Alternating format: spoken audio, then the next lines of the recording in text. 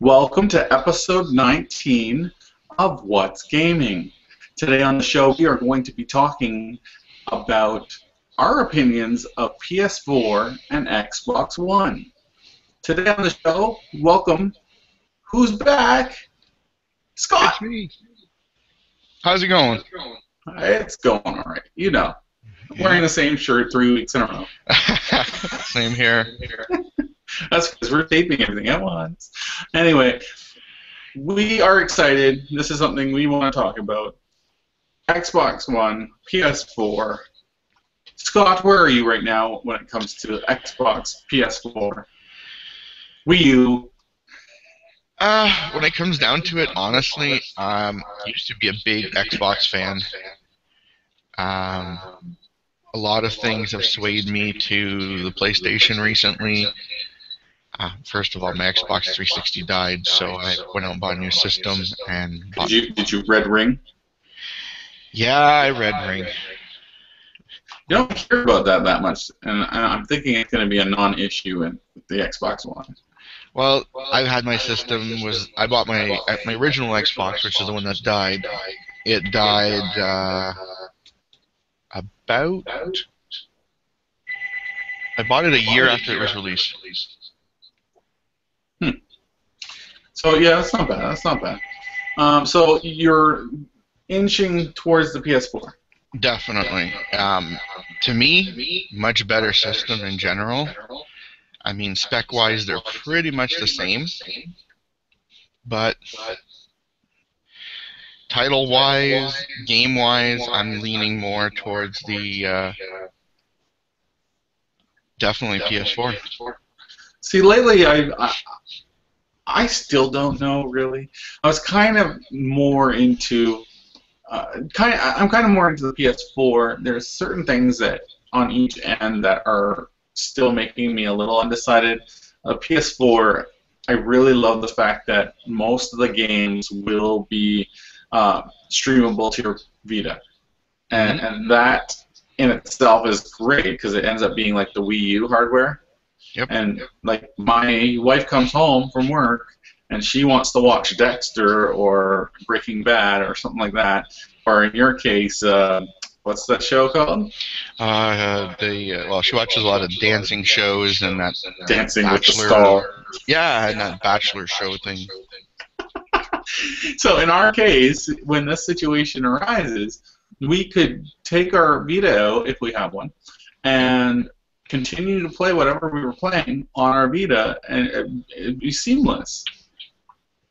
I find that an amazing feature. It definitely brings gaming to a whole new world. It was supposed to happen with the PS3, but it wasn't adopted by the developers as much. It was at first, and just wasn't working as well. Now it's supposed to work really well, and it's, from what I understand, Sony's making it almost mandatory for developers to include that functionality. I don't think you're going to see much of it at launch, personally. I think you're going to see more as the time goes on. I don't know. It all comes down to if people adopt using it more. Like if it's a main feature that they harp on and people actually get their Vitas and actually use that feature, they'll see that it's an amazing thing to use. I think the big test will be Watch Dogs. Oh yeah. Watch Dogs gears on a lot of tablet use, Vita use, whatever system you're getting, to play a different world. Because, like one video that I was watching, you're running through the city and you have helicopters following you. Well, you can have somebody on a tablet or Vita or whatever control the helicopter, not necessarily control the helicopters, but like distract the helicopters. Or control them where it's making it harder for you. Or turn out the lights in certain areas. Exactly. So that some guys can't see you, or. Exactly. So I think personally that the Watchdog will be the base for everything. Well, the other game, kind of like that, but different. I don't know if is it what's it called again? It's the one where you're like in this city and you're a four-man team and you're going around and it's like post-apocalyptic, or it seems that way. And It's not Lost Planet or something, is it? no, I forgot what it's called. You're going around and you're trying to get different resources, and then someone can control a top view where it's a copter of some sort. It's a drone or something, and you control, like, okay, this guy's here, so we'll highlight this guy so that the players on the ground can see him when they're battling, and they can target him. I do remember I remember hearing about it. I don't remember the name though. I forgot if it was a big title for Xbox One or PS4, but it looks amazing. It looks freaking amazing. Yeah. So that game's awesome. But the thing with Xbox One that drives me towards it is its user interface. I think they are amazing at user interface. They have, like, if you actually look at some videos, the user interface compared to the PS4, it's like leaps and bounds ahead. My big beef between the two systems is a gaming system should be a gaming system. Microsoft is making their Xbox One more of a entertainment system. TV controller, you can watch TV, you control like they did at E3. You were switching between like Price is Right and something else. Sony's adopted the method of it's a gaming system, it's a gaming system. Mm-hmm. Yes, it has Crackle and it has Netflix and it has YouTube and it has those add-ons, but their main focus is not entertainment, it's gaming. I hear you because Xbox One's TV issues don't apply to me at all because I cut the cable. I don't have cable. I download everything. Mm-hmm. So it doesn't apply to me at all, unfortunately. I do find if I did have cable, that would be an interesting thing to have because it would be cool to go, okay, it's like telling me that my show's just coming on. Because there's been lots of times where I'd be playing a game and I'd lose track of time. So if I was playing some game, Dead Rising 3, that's another big game for Xbox One. If I was playing that and it was time to watch Monday Night Raw, it would be able to tell me that and go, oh, it's Monday Night Raw time, did you want to watch it, or do you want to play it in a side screen or something? I think it does that. Yeah.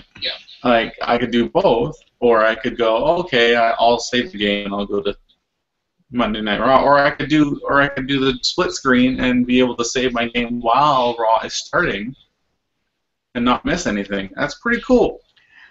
But you got to also take into consideration, are the Canadian markets going to support it? I believe so. Like, you got to take into consideration the U.S. with Time Warner, the other companies in the States I'm not too familiar with.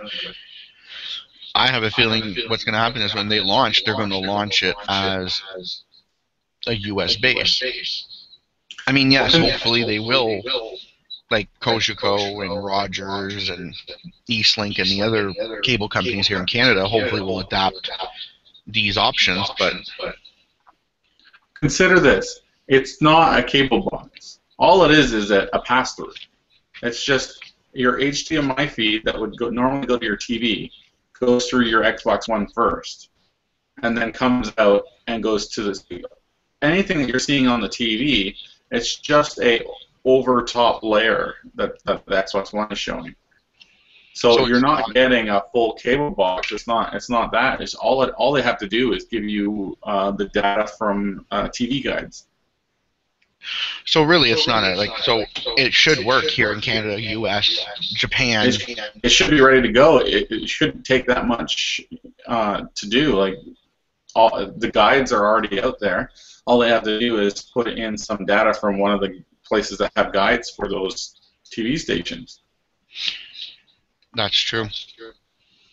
It wouldn't take much on Rogers and Kojiko's part. They just have to, if need be, if there's no outside third party that would do it, all they would need is just to share that data. There's nothing else to it. There's no software on their part. There's nothing. It's very true. See, I'm more on the PS4 side of it, so I've been reading up a lot more of the PS4. Xbox rubbed me the wrong way in the beginning with the whole copyright. I mean, don't get me wrong, I do agree that the EA and BioWare and all these companies deserve the money. But to come out and full force and enforce it kind of rubbed me the wrong way. Also, the ability of always being connected. I know they have changed some of these rules. Well, what about those things? And I've been swayed towards the other side on this because, like, I've read up more about it. What about those issues bothered you the most? My biggest issue, not that it affects me because I do have internet and I know you do too, and many people do, but like we talked in previous episodes with the PS Vita TV or the Vita TV, where hopefully in the future is compatible, like transportable. When you're taking your, like, for example, Xbox wanted to make it so that it's solely connected to the internet, has to be connected within 24 hours, stuff like that. People I know I have friends and some family that don't have internet, or they choose not to for whatever reason, because of income or whatever. Bitches be crazy.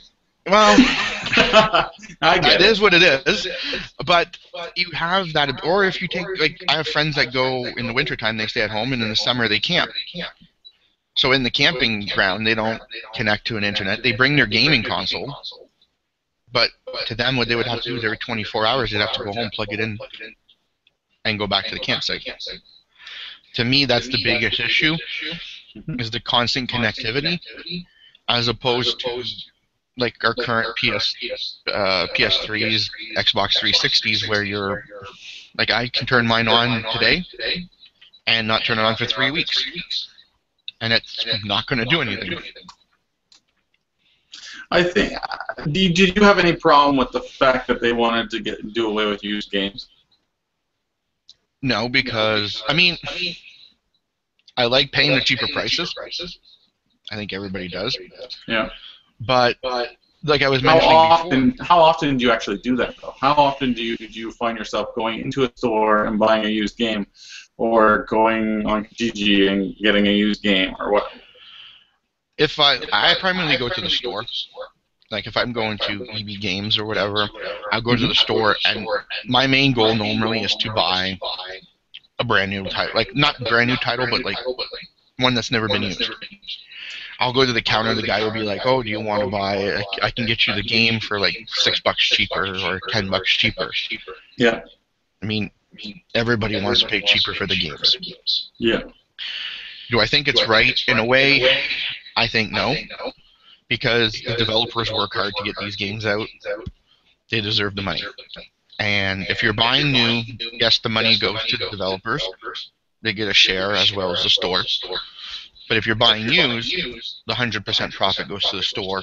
Or if you're buying off Kijiji or eBay or whatever. Yep. I think the big thing that Microsoft was trying to do was that with this 24-hour check-in thing, with the no used game policy, was that they were trying to implement two systems. One, you could buy a game online, digitally, and those games could be potentially repurchasable by other people, or used by other people. As in, like, if you were trading it to your friend and you'll get it back later, well, they could essentially see that you're playing Dead Rising 3 and then go, okay, I kind of want to try that. And then they could play it as long as you're not playing it at the same time. I like that idea. Where, yeah, I mean, you can exchange the disc. That is I like that idea definitely, because like you said, it allows you to, like, oh, instead of me going out and spending 50, 60, even $70 for a game, where I may play the first couple missions and go, I really don't like it. This gives me the ability to borrow the game, play it for whatever, and then turn around and say, yeah, I really like it, go get my own copy, Exactly. or turn around and say, you know what, I don't like it, and save myself $70.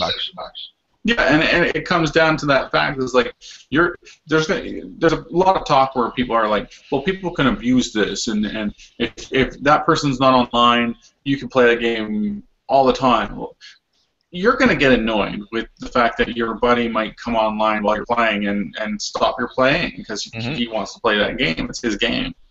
Yeah. So you're going to want, if you really like that game enough, you're going to end up buying it, like you said. That for that system to work, you have to have a check-in process. Yes. So now there is a way around that, and there is a way of saying this functionality, this feature, will not work unless you check in. And therefore, those who have the system and don't check in will still be able to play their disc-based games or the digital content that they downloaded themselves, but won't be able to play games from friends, or maybe not even play their digital content that they downloaded.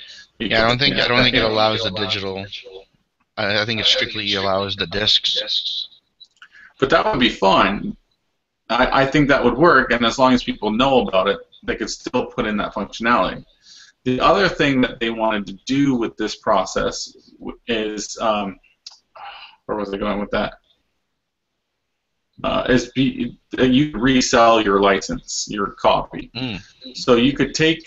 I bought Dead Rising 3 on the Xbox One, and I'm done with it. I don't need to play it anymore. I'm a guy who plays it for 40 hours and then I stop. I'm done.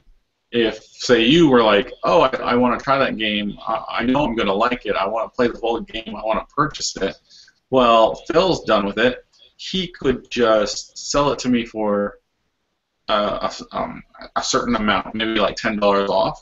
You're still getting the same digital content. You're just getting it $10 off because you got it from a friend and his license goes away.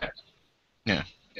And that way, the money goes back. A certain percentage goes back to the developer. They get the resale of it, and it would work out.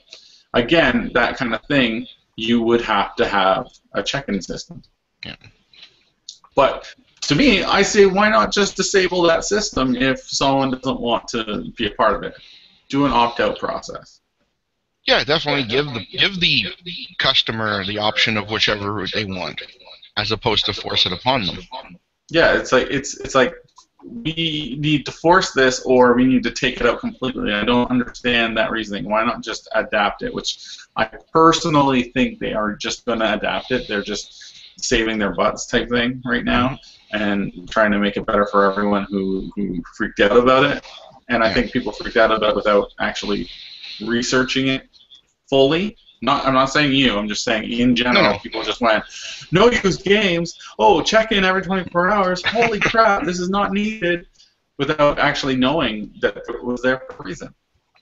There is definitely a reason for it, and like I said, I followed more the PS4 wave, so I wasn't too knowledgeable in the Xbox side of it. Now, if we go forward on this, both of them have Blu-ray. Yes. It's cool. I like using Blu-ray, but I tend to, like I said, I cut the cable. I just download everything. I'm a pirate. I have no need for. I have one Blu-ray. One Blu-ray movie because I can download everything. Like, I don't have a need for these things. They're too expensive. I'm not gonna buy a $40 or $20 Blu-ray movie when I can download it for free.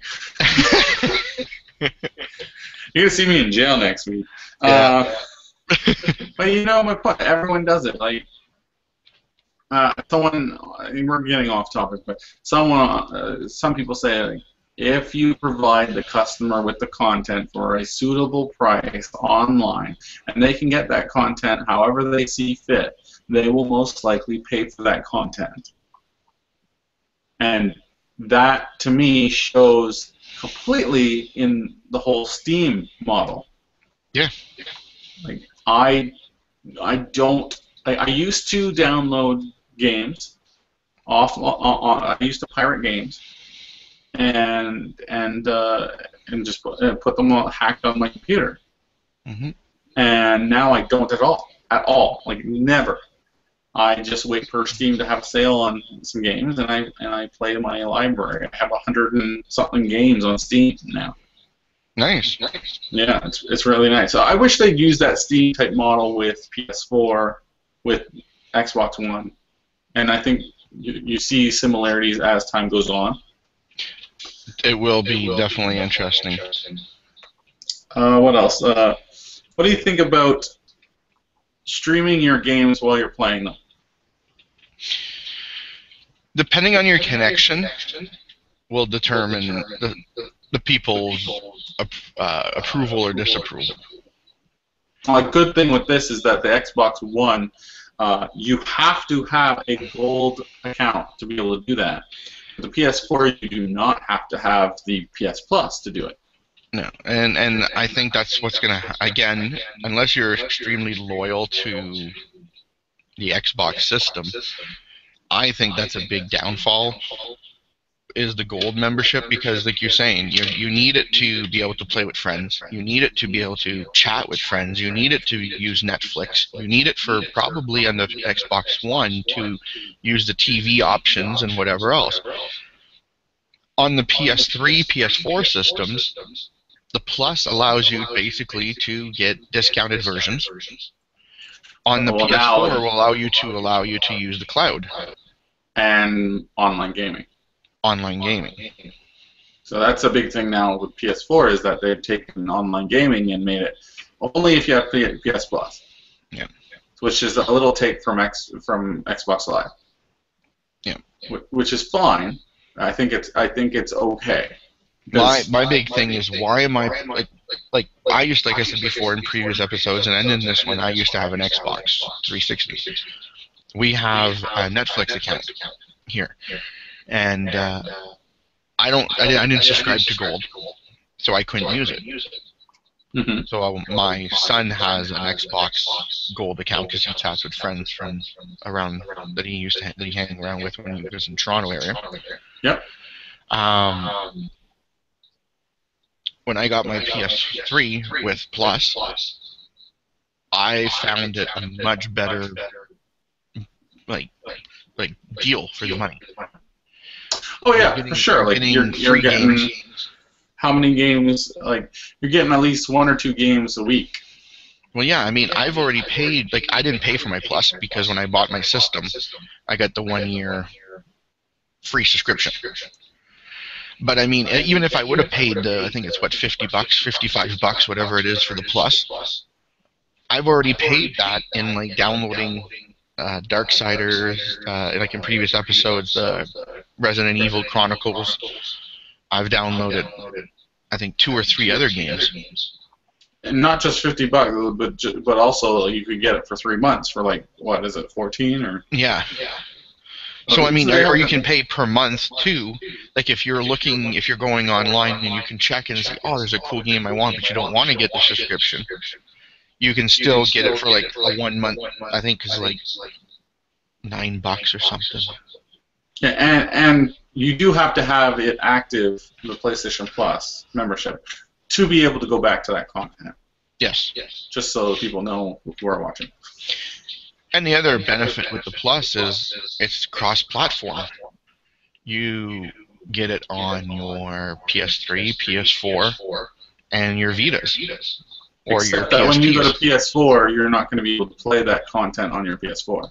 No, but if you have a PS3 and a PS4 and a Vita and a PSP, let's say you have all these systems, you only need the one license. Yep. Which is awesome. Which is Microsoft obviously only has the Xbox system, I mean, I'm assuming if they were ever to come out with a handheld version or newer models, that would be the same thing. Yeah. Let's go on. Both of them have 8 gigabytes of RAM, which is needed. They're both pretty much the same. One's GDDR5 and one's GDDR3, or just DDR3. Yep. I don't think it matters really. No, I think the 8 gigs is what's definitely needed. Yep. Then the GPUs are pretty much exactly the same. They're slightly different, but they're pretty much the same. And both of them are going to allow for cloud-based processing during gameplay, which exponentially brings up your gameplay, your processing to more than what the GPU is there. Like Microsoft showed off a situation. Well, they didn't show off a situation, but explain a situation where you can have all your computing power go off into the cloud somewhere, so that you could just exponentially your game will be bigger. Like the more stuff will be able to happen. It's hard to explain, but it just take my word for it. It's an amazing feature, and if it's anything like if you remember the On Live service that's out there right now, or Gaikai, those services are amazing because you can play your game on the cloud, and all that's streaming to you is the video of it. So you don't have to worry about having the best computer out there or the best system out there. You just play, and it's got the best specs out there. Yep. And that's pretty much how I feel it's going to work. So other things they both. Essentially, GPU doesn't matter. No, the GPU is really not a big deal. Like you said, it uses the cloud. If you're connected. Yes. If you're not connected, it still matters. Yeah. So storage, they're both going to have a 500 gigabyte hard drive. Yes. One is removable, the other one's not. Which is great. Which one is that? The PS4? The PS4 is removable. Is user removable. The other one is not removable. So that's going to be an issue down the line. You're going to have to buy a new hardware to be able to upgrade. That's right. That's a big plus on the PS4. Yes. That's a huge plus because I could just go out anytime and get a 1 terabyte or 3 terabytes or whatever and put it in there. Yep. External storage. Yeah, 360 will have it. Will have it, but not at launch. Not right away. And you don't need it right away, really. And the PS4 is to be determined, but it really doesn't need an external storage if your hard drive is able to be removed. Yeah, it doesn't really matter. Okay, let's go on. Cloud. They both, definitely both have cloud. Cloud is awesome, especially for save games. Because if you ever lose those save games on your console, there's nothing better than to be able to go, oh, it's in the cloud. I can just go download it. Play as you download. Great game, a great option. Well, I'm so into digital downloads because I am seeing more and more of a benefit of the fact that I can go back to these games anytime. I have the license to use them. Yes, they're not physical copies in my hand, but I don't want physical copies laying around. I understand that mentality, but I don't care. Like, I don't need this tangible thing when I have it on my system where I can, if I get it, maybe in the future, if PS5 comes out and it has backwards compatibility at some point in the life cycle, maybe I get that license still. Maybe. Because PS4 is, we'll get to that, but the next one is remote download. Remote download. If I'm at work, and I see that GTA 4 GTA 5 just came out. Ooh, I'm so excited! I can go on the website and download. Set it to download, and it will download while I'm at work. It'll download at home, so that when I get home, it's all there. I can just play it right away. That's awesome. That works for me. I I think PS3 kind of had that, but it didn't turn on your device so that you could do this. No, it didn't. Now it does. It like buffered it. It put it like into a queue, so the next time you turned it on, it would start downloading. So now, when you set it, it'll just, you can set the settings in the PS4 to be able to do this or not. It's your choice. But you could say, oh, turn on my system, set it to download, boom. Or I'm hoping if you pre-order a game that you can set it to download when it becomes available so that in the morning when you get up, you can just start playing instead of having to download it right there and then. Yeah. Another difference that I just noticed is the mandatory game install. The PS4 does not require you to install your games, but the Xbox One does. Isn't that odd? Considering you kind of had to install all your games on the PS3. Yes. I'm a little confused on that. I know that Xbox One is now doing that. I think their mentality was that PS3 does it. Why isn't PS4 doing it? Yeah. And I think you're still going to have that in the PS4. I'm not sold on the idea that they're not including it. Mm-hmm. I think they're getting away with saying, oh yeah, you're not installing the whole game, but you're going to install about 10 gigs. Yeah. So they're probably just getting away with saying that, whereas Microsoft is just straight up saying, yeah, you have to install something. Exactly. I think you should pretty much expect that no matter what. Or if PS4 might do what they did with some games and be like, do you want to? Or was it? No, it was Xbox that did that. Xbox had the feature where it was like a choice. If you want to install a certain amount of this game on your system, it'll load faster. Yeah. Which I found to be awesome in some games. What's next? Required internet connection. No. No. Account access for multiple consoles. Yes, they already said that they'll continue to use the feature where you can, on the 360, sorry, you can play your games on other consoles, which is a huge deal. So if I came over to your house and I wanted to play, there's a bunch of people who do this with, like, say, like Madden or something. Yeah. They want to go over to someone's house and, oh, you don't have Madden? Shoot, I didn't bring the game. I guess we can just sit here and watch TV. No, this way you could just go. You can log into your account and go, okay, I own this game. I'm going to download it as long as you have the digital license for it. Yeah. Pretty cool. I like that. What's next? Use game fee. Not there anymore. I think it will be in the future. It's not a dead issue. No, it's not. I think they're going to implement it in a way where it's going to be an optional thing, and you have to have a certain thing, settings and whatever. It can be done. It can be used really well, but it has to be only for digital licenses. Yep. Game sharing, again, the same thing. It's not implemented yet, but I think something in the future. Yeah, it will be. And backwards compatibility. I'm not happy with this. No, neither am I. But when they did the E3 conference for the PS4, with the streaming partner that they've picked, I can never remember the name. Gaikai. Thank you. They have discussed the option of going back to the PS1's world. Obviously, if they're going back, if they're going back, they're going to go to PS2 and 3, and you're ultimately going to be able to play these games. Oh yeah, it's money. It's just straight up money. Unfortunately, it's a cash grab because I bought these titles, and I bought. If you're on PS Plus, you get all these titles.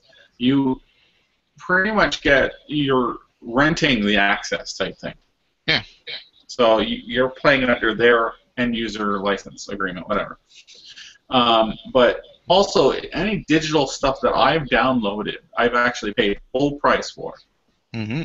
There's no reason why when they bring that Gaikai solution and bring back the old titles via using that service, Mm-hmm. why they can't implement the same license. Yeah. I bought what's it called? It's like it's a Trials game. It's not Trials Evolution, but like it's for the PS4, whatever it is. Okay. I bought it full price because I like the game. I like those games. When Gaikai is implemented on the PS4, why can't I bring that title over? And also, if it's just a digital game that was released digitally, not on a disc, why can't they bring in those games? Sure. It's to me they want to re-release them with new licenses and get you to pay for it again. Yep. And that's what's going to happen, especially with the Gaikai service. It'll be some kind of like, choose what system you want to play. Oh, I want to choose the PS3, and then to go into PS3, and then you've got all these titles to choose from. But what would you prefer with this model? Would you prefer a system where it's subscription based, where you could access any of the titles on Gaikai for free as long as you pay the subscription price? Or would you prefer being able to choose individually what games you get to use for like certain prices, like $1 each or $5 each or whatever, depending what system? Like I'm sure PS3 would be like $10, and PSP games would be like $5, and Vita games would be like $20. I think I would, it would depend on the prices and how they would be implementing it. I mean, I would definitely prefer a one flat fee and have access to whatever I want. Mm-hmm. Now, going that route obviously would be more expensive, as opposed maybe. to I mean, see, OnLive did OnLive. You haven't used OnLive, correct? No. OnLive, you've heard of Gaikai because of the PS4 stuff. Yes. OnLive is the same thing. It's playing over their servers, and it streams your video to you, the video of you playing the game. Basically, OnLive had a service where you could buy the titles individually, or you could do a subscription based on some of the older titles. Okay. So you pay $10 a month, but you get access to like over 100 games, and you can play any of them anytime. So maybe that kind of model where it's like the newer games or the more popular games, you do have to pay individually if you want them. But if they're older games, not necessarily most wanted games or older PS Plus games that were released for the PS3 or something, those would be excellent games to put in a subscription service as part of your PS Plus membership. Definitely. So I don't know. Anything more on that one? No, not really. The biggest thing that I'm looking at too is the I mean, we could go on forever. I know. I'm letting this show go really long because it's such an interesting topic. Yeah, like the next thing is the online features. Like you can have online play. They're both paid access. One via the PS Plus, the other one via Gold. Netflix is free on PS4, but you need the Gold on Xbox One. HBO Go is not going to be available on PS4, but to be determined on the Xbox One. Skype, again, is a paid access on the Xbox One, but it's possible release on the PS4. Yeah, I wouldn't be surprised. I mean, you're going through the list. ESPN, not available on the PS4, but to be determined on the Xbox One. Hulu will be available free, like obviously with your subscription, but free access on the PS4. Gold membership required on the Xbox. IGN app will be available at launch on the PS4, to be determined for the Xbox One. Game DVRs. Both of them have that. Yeah, but that's the problem. The big difference is a lot of this stuff is free or not available on the PS4. And yes, you will be able to get them, but you have to pay for your gold membership on the Xbox One system. I think anyone as a gamer, like someone who's not like super casual, who's not going back to it only once a month, someone who plays at least once a week, should think about having that be like a mandatory thing. Like, just go ahead and pay a subscription price. Like, pay the 1 year. You've got it for a year. You're paying the least amount possible for the whole year. Like, it's I don't know what the prices are yet. I don't think they've announced that yet. For the systems, you mean, or for the packages? But just for the PS Plus or the Xbox Live, like, are they going to be the same price as they are now? I heard they were just be able to transfer over, so I believe they're keeping them the same. So then it's not expensive. It really isn't. Like $50 for a whole year on PS Plus. Yeah, and getting all or that content. 60 or something, 60, 67 for the Xbox Gold. And most people will have to do that anyway, because a lot of people play multiplayer. Yeah. And yeah, it just makes sense just to expect paying for it. Yeah. The other big things are the console bundles when they're launched. The comparisons is obviously the system. In the pack-in game you get the Playroom, which requires the PlayStation Eye sold separately for the PlayStation 4. You don't get nothing as a game pack for the Xbox One. The controllers are both included. You each get one. It looks like you're going to be able to have a mono headset with the Xbox One, but you're going to get an earbud system, both wired on the systems. HDMI connectivity. A big thing again, Microsoft did not Xbox One actually has a headset. Oh, did it? Yeah, it's a headset, but it's still wired. Yes, it's still wired, yes. Yeah. A big thing where Microsoft, obviously, I think, dropped the ball again is in the charging of the systems. Like your controllers, again, PlayStation customers are going to be able to charge it through their USBs. Yep. Xbox One, batteries. Well, there's two options. I mean, you can go buy I'm sure they're going to be able to bail out. Charge kit. Exactly. Camera, big thing. In the PlayStation 4, you're not getting anything. With the Xbox One, Kinect comes with it. Yeah, that's a plus, because although Kinect was like a ho-hum thing on the Xbox 360 and died out real fast, on the Xbox One, it's pretty much mandatory. It's there on day one, so everyone with an Xbox One will have it, which is a big thing. Every developer is going to put in functionality for it, and I see like some really great stuff coming down the pipeline where you can. I love wrestling games, and if the Xbox One can allow me to scan my body or my face and be in that wrestling game, that'd be awesome. Without having to do all the created stuff for an hour or two, that's insane. Yeah. The other thing that's included is a trial subscription to both of their Elite packages for 14 days on both the Xbox Gold as well as the PS Plus. Which is good, because that'll get people hooked. They'll understand what they're getting from it. Yeah. Game-wise, obviously, if you're looking at different games for the systems, there's no more really dedicated games. Obviously, you're going to have the Halo system for the Xbox. Dead Rising 3. Dead Rising 3 for the PS4. And also for the... But Dead Rising 3 is Xbox One. Yes, sorry. And what was PS4? PS4 has... Killzone? Killzone.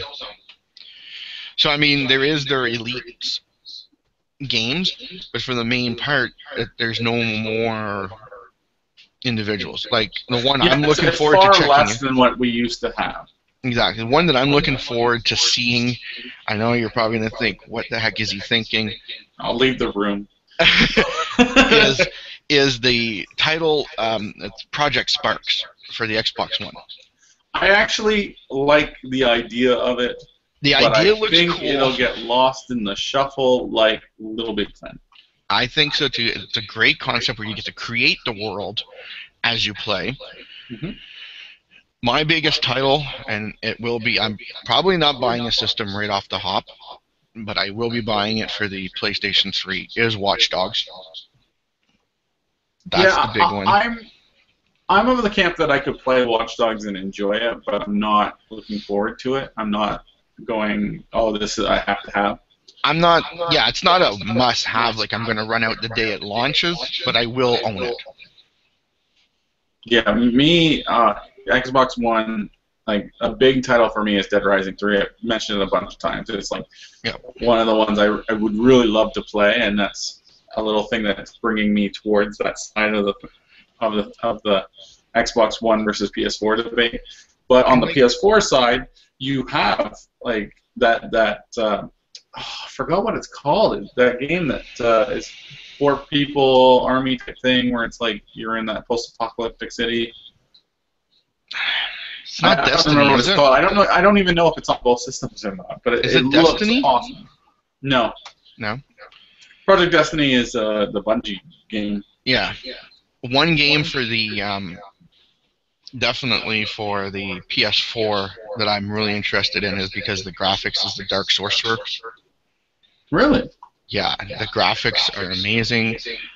Gameplay, they haven't really played a lot on it, but I know they were showing certain things where they, at E3 and stuff, it looks awesome. Some of the other games, a lot of them are cross-platform. Microsoft has already announced for those Final Fantasies, like I know we've chatted before, we're not big on the Final Fantasies anymore, but Final Fantasy for the Xbox is due to release December 31st for the Xbox Final Fantasy 15. But nothing yet for the PS4 people. I'm looking at this. Some of the anticipated titles for PS4: Killzone Shadowfall.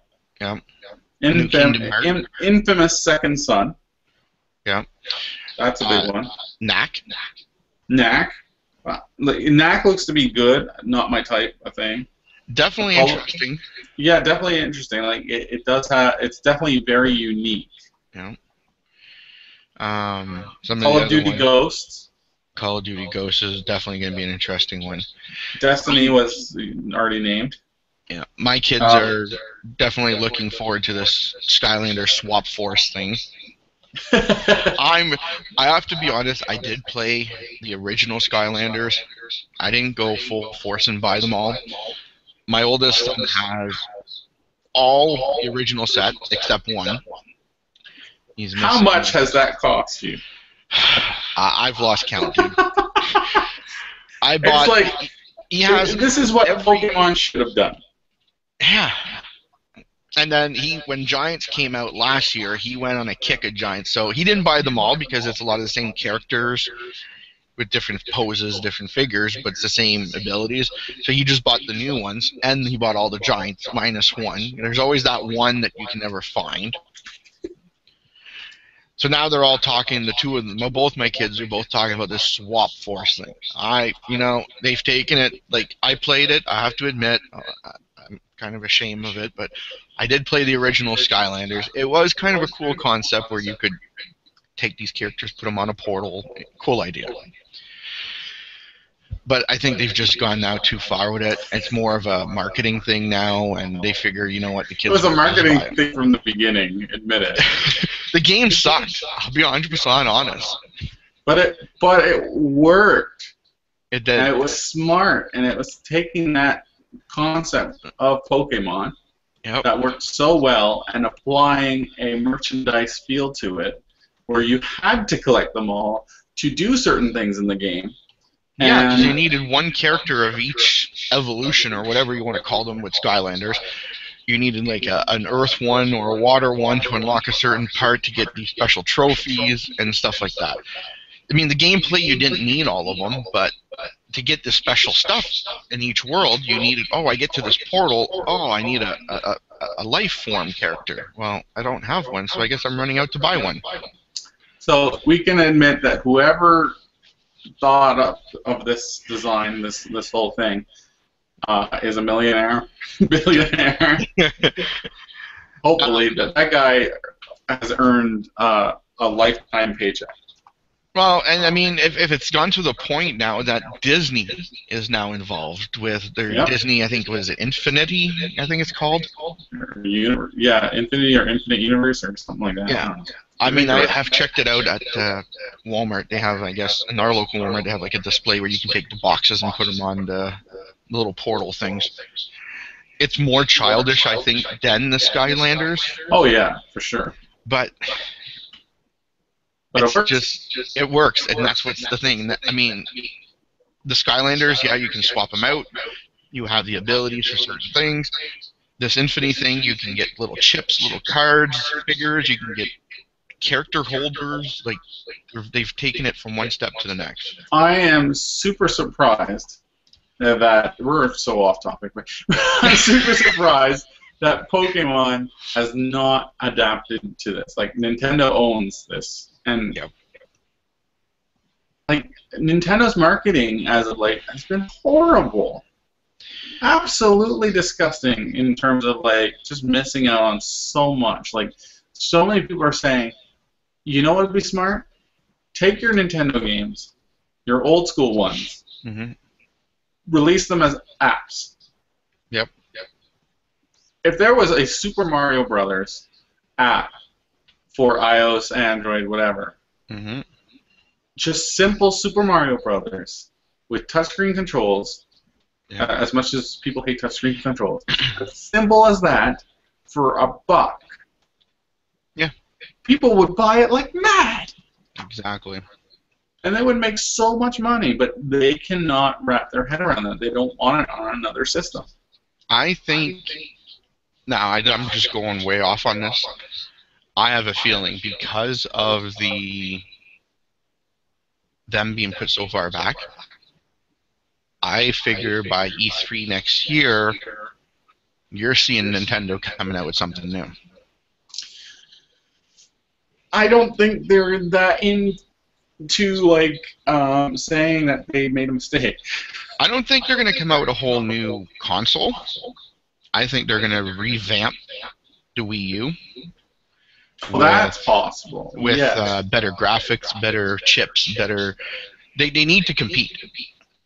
Because right now, I mean, if you look at a comparison chart between the two, you're basically looking at an 8-bit game versus a 64-bit game. Well, they're marketing right now. When people talk to them about competition and stuff, they say, we don't care about our system specs. We don't care about beating them in terms of in terms of what the system can do in terms of specs. But we are very much into creating a really good game play atmosphere, a really good story, a really good, like, something you're really into, instead of just being into it just for graphics.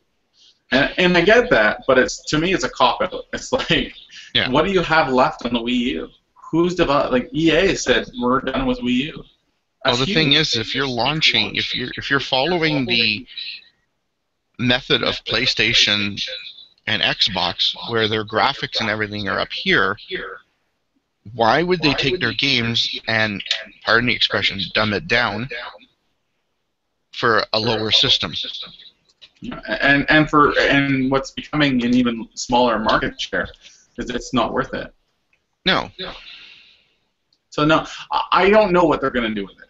To be honest, I'm usually good at analyzing these things, but it's down to that thing where it's like, just, I think they might take the problems that arise. They might take the issues that it's just not a successful console, or if it is a successful console, it's starting to become not a successful console, and they're going to wait until 2 years or 3 years down the line and just wait to release a new console. That's the other thing. I mean, they launched the Wii U, what, last year, year before? Yeah, which was a bad idea. They should have just waited, created a console that would be the same as the ones that are currently coming out now, and just And they didn't need to. They really did not need to bring out the Wii U so soon. They were trying to get all those sales before everyone else.